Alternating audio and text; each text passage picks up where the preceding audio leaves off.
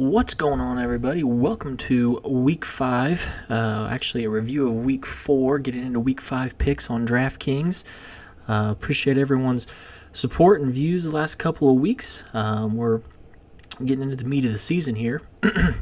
And so it'd be interesting to kind of see this week. We're coming into a week now where we've got London games, we've got bye weeks, we've got a smaller slate of games to choose from on DraftKings, and it's pretty interesting. Some of the biggest names are either on bye or not on the main slate that most people will be playing on DraftKings, so we're going to have to go off the board a little bit. But let's start with a review from my picks from last week. Had a pretty good week overall. We swung and missed on a couple of spots, but nothing too terrible. My game stack that I really liked was the Deshaun Watson to DeAndre Hopkins and bringing it back with Rashard Matthews. And this game just completely it went off script. It just completely got out of hand. Texans put up 57 points. Marcus Mariota got hurt. Things just got way out of where we thought this game was going to flow. Thought there could be a lot of points. I just thought it'd be a way more balanced than the drubbing that Tennessee took.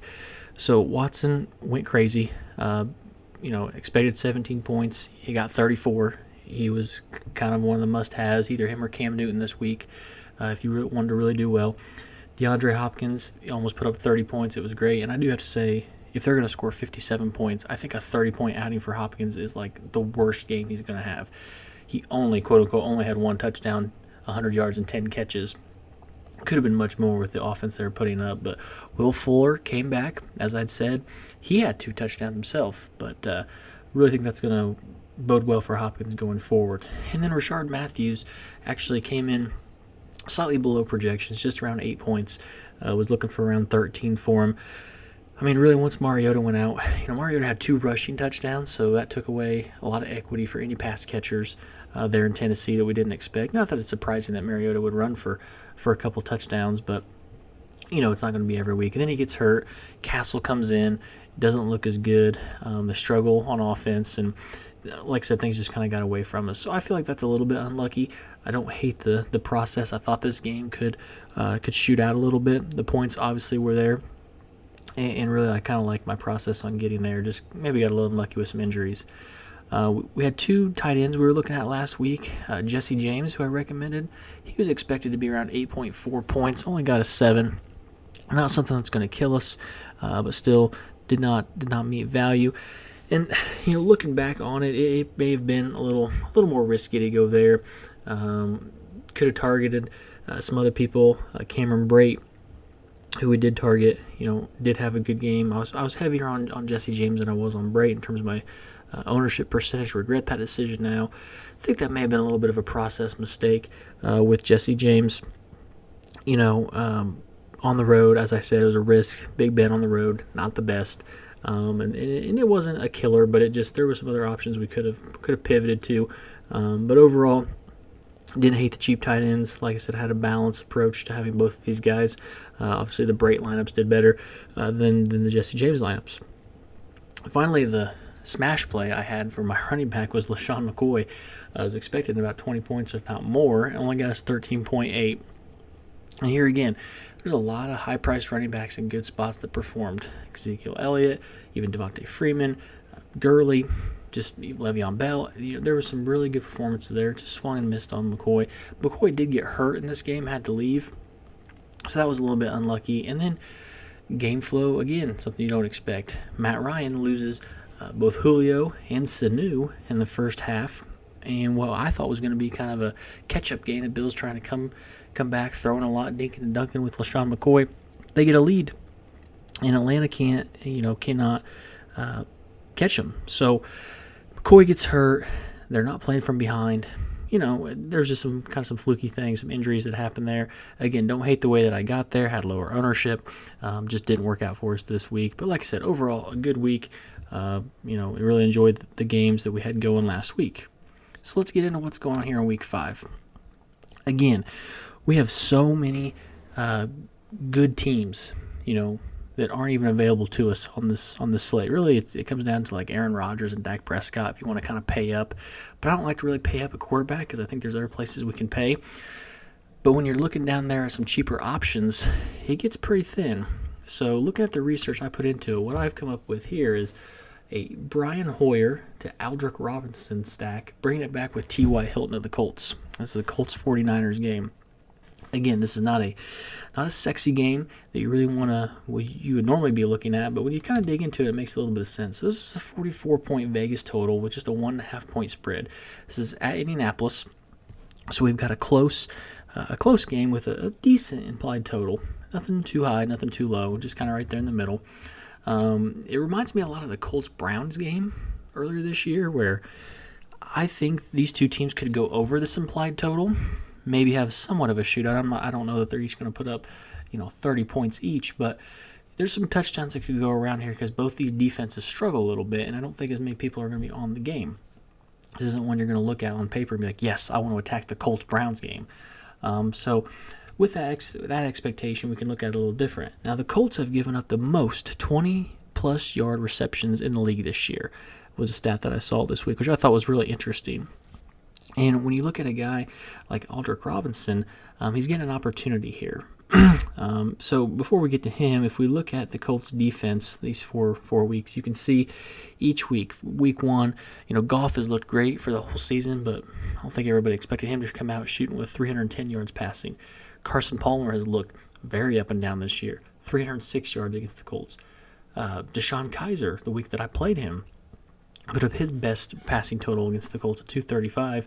And then Russ Wilson hasn't looked great all year, but he put up 283 yards here this last week. So the Colts are giving up yards, they're giving up long plays, and that bodes well for this 49ers offense. Now, Aldrick becomes a great option for us here if Marquise Goodwin is out. He right now is looking like he's not going to play. I'm going to be out. And if that's the case and Aldrick steps in, again, we're getting cheap value here for a guy who had 12 targets last week after Goodwin got hurt and left the game. Okay, he only caught 4 of them, which is a little bit of a problem. However, this is their big play guy. With him and Garcon, I think Garcon's a good play too, but another big play guy. The Colts are giving up all these big receptions. These guys like to make these big, huge receptions. It just seems to be a really good spot for this game, to possibly have a few more points in a shootout, and for a guy like Aldrick Robinson to kind of fly under the radar and just take off. Now, we want to bring it back with T.Y. And the 49ers defense has not been, great either. Last 2 weeks, they've given up 317 and 292 yards passing. So they're giving up some yards. And, T.Y. is starting to get some connection with Jacoby Brissett. However, he's coming off a rough game. But it was at Seattle. That is probably one of the best home field advantages in the NFL. The Colts are still, personnel-wise, the Colts are not great. When you go up against a really good defense, really good team like that, really well coached, you get exposed even more. But still, in all these games, in those struggles, he's had 6, 9, 6, and 7 targets this season. Pretty consistent. And again, if we get a few more points going here, Brissett is going to have to try to keep up. He's going to be running, trying to keep drives alive. But I think Hilton could come back here and be a good option to kind of run it back here in this game to try and keep up and maybe be a good game for us. So, again, not the sexiest game to be picking from, but one that gives us some options in some other spots, namely at running back, because I think the big-name running backs are where you're going to want to go for the most part. This will help you get there. So, as well as that game, there's also some cheap tight ends I think we can consider again this week. My number one tight end that I'm going to be looking at is Austin Seferian-Jenkins. Now, here's a guy who was in Tampa Bay, got traded, had some issues, got suspended for the first couple games this season, has just not lived up all the way to his hype. In this game is another really sexy game with the Browns and Jets, but we've got a 39-point Vegas total with a 1.5-point spread. So, again, not a lot of points, but close. And he has caught 9 of 10 targets since coming back from suspension in his first 2 games. So very consistent. I think he had 4 and 6 targets, so he's getting involved right out of the gate. The Jets, they've lost a lot of offense to injury. They need something consistent they can go to, and him coming off of suspension, ready to roll, I think can continue to be part of this offense. Now the Browns, who they're going up against, have consistently been terrible against the tight end.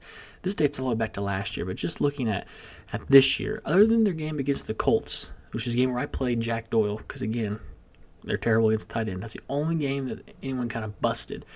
Other than that, week 1 was the Jesse James week. He had 2 touchdowns, 22 points. Week 2 was Ben Watson, who had 17 points for the Ravens. And then last week, Tyler Kroft coming basically off the bench, a replacement of Eifert, 24.8 points. I think he had 2 touchdowns as well. So just this year, 3 out of 4 games, the Browns are just giving up lots of points to the position. Seferian-Jenkins is coming back strong. He was suspended 2 games, as I said. They don't have a lot of options.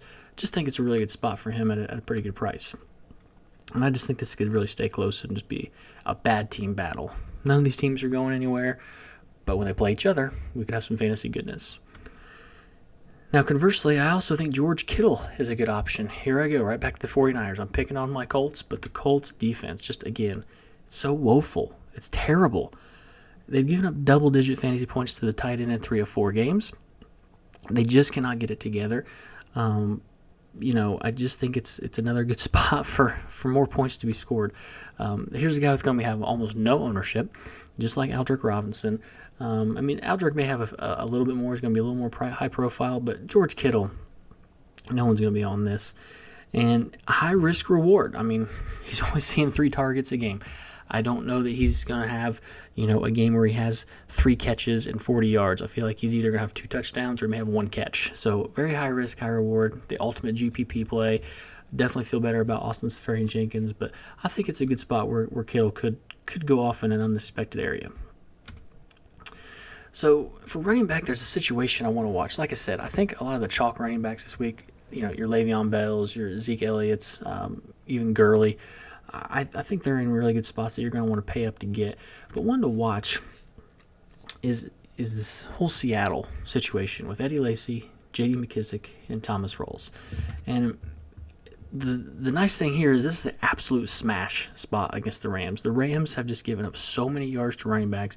You want to attack them. It's very difficult with this situation given what's going on. The Rams have given up 37, 34, and 41 points to running backs the last 3 weeks. It's just the ultimate smash. It's where you want to attack. But this looks like a committee. And we need to take a stand and have some exposure here, but it's kind of tough to discern here at this moment, here on Wednesday, of where we're going to be at.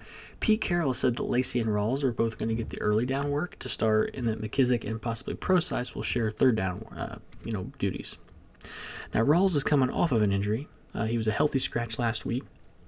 Procise, he's now dealing with an injury, may not play, may be limited. So McKissic came out Monday night when Procise got hurt and had a huge game. He had two touchdowns, some big yardage, just looked unbelievable. Was running all over the place and looked like a real talent. Now, I believe the way to go is to take a flyer here on Rawls and McKissic in a few lineups. Just never been a big Eddie Lacy fan. He could be the guy and go off here. I'll eat that one if that's the case. But I feel like Rawls has done it before. He struggled there at the end of last year, but he's coming back, hopefully healthy. He's not beat up yet. He was a healthy scratch. Hopefully he's ready to rock into this. And McKissic seems like the kind of the upstart guy with a lot of speed, a lot of ability to make some catches and keep his floor a little elevated. However, if he's going to split time with Procise, that floor goes down even further. So I think this is a situation to watch, kind of see how it lines out. Do we know if anyone is going to be ruled out? Is anyone going to get a higher touch share? We're going to have to kind of pay attention, but I think this is an area we want to attack in some way. Right now, my gut feels to kind of go with a little bit of Rawls, a little bit of McKissic, mixing those in there and some GPPs. Because like I said, in our cash games and kind of the safer floors, I'm going to be taking the higher price running backs here. So that's it. Good luck to everyone in Week 5. Can't believe it's Week 5 already. Thank you again for all the views. Feel free to share, like, comment, subscribe here on YouTube. You can follow me anytime on Twitter @ImPlanup. And I'll see you guys here next week. Hopefully we're talking about some big money we won. See you guys.